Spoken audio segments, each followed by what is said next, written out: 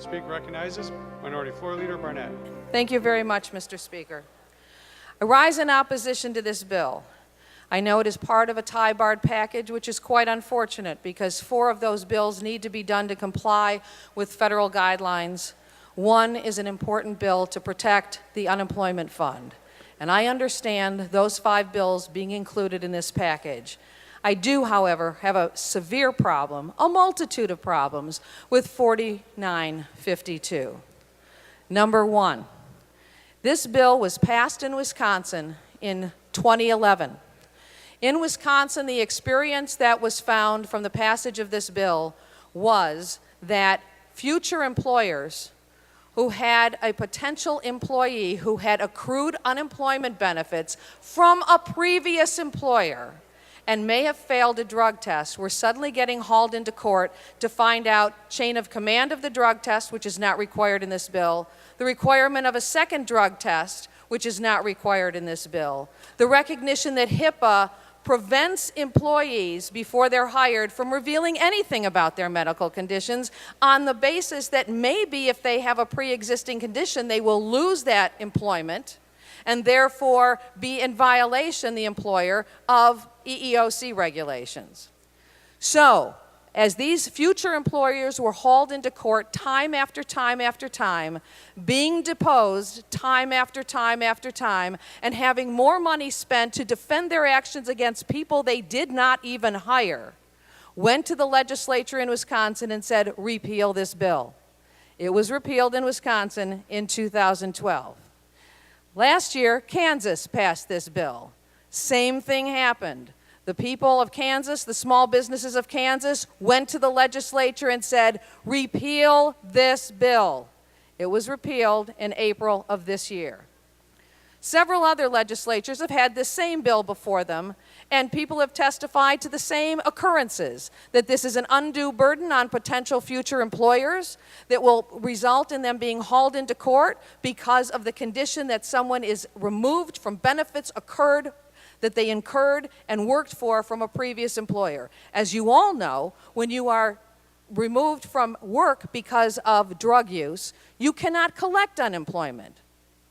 So, to quote the great former governor of Alaska, this is putting lipstick on a pig, sir, to say that it has a sunset. So, what happened in Wyoming when this bill appeared before them?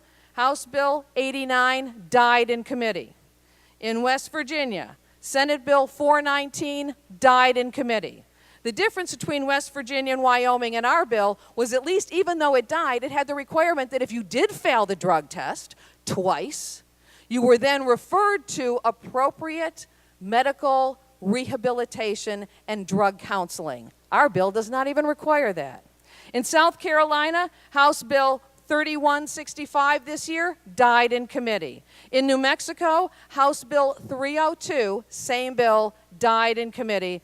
And in Arkansas, Senate Bill 38 died in committee in May of this year. Mr. Speaker, I would like to do everything to make sure that people do not show up to work using drugs of any kind so that they can't perform their job. I want to make sure that nobody shows up to work and can endanger the lives of the people that they work with. I would like to make sure that we can keep the unemployment system solvent so that people who really need the lifeline have it available. And I would like to make sure that people who use illegal drugs and are addicted to them get the care that they so desperately need. This bill fails on all accounts. The result of passage of this bill will be either twofold. One, employers will fail to report because they don't want to get hauled into court, or they just won't even do the testing at all. So, with no provision in this bill that the employee even be notified that they have failed a drug test, and 20% of drug tests result in a false positive, that people who eat poppy seed bagels or, during Purim, one of my favorite holidays, have poppy seed hamantashen would indeed test positive for opiates, that people who are on cancer medications would test positive for opiates, that people who have long-term conditions like eczema and psoriasis and are on very heavy medications to control it would test positive for opiates, that people who are unemployed and nervous and can't sleep and take an Ambien prescribed by their physician would test positive for drugs within 24 hours, and people who take Lunesta would do the same thing. I suggest this bill is a bill that has no public purpose, is not good policy, and should not even be before this legislature. I suggest that I hope that it does what it did in Arkansas, New Mexico, South Carolina, West Virginia, and Wyoming, and that is to die. Thank you. Thank you, Representative.